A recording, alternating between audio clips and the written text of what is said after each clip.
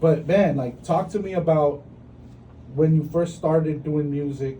Like, where was your mentality at, and how has your mentality changed now in 2025? Yeah, it's been a long road for sure. I believe I've been doing music for a long time. You know, it started as poetry. I'm from San Francisco Bay Area. I was outside. You know, the streets was my lifestyle. Mm-hmm. So I feel like I don't know. With the streets comes music. I know it sounds kind of odd, but it's just like our ghetto melody. So, you know, it gets us by. It makes our days go faster. It brings joy. So when I was in LA, I moved to LA, and I was writing poetry. And I remember, like, vividly, I'll never forget, I was attending Gardena High School. Shout out the homie Andy Mowgli.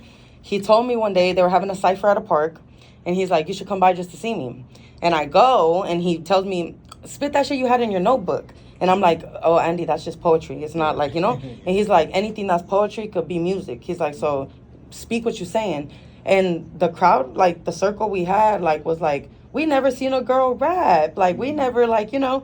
And I was like, dang. And at that time, I was like 13, 14. And I kind of knew, okay, like, at that time, my brother was locked up. My mom was really sick, battling with depression. I was in LA. They were in San Francisco. He was at that time in San Quentin, one of the most hardest prisons to be in. And he was young. And I just felt like the best way to express myself was through music.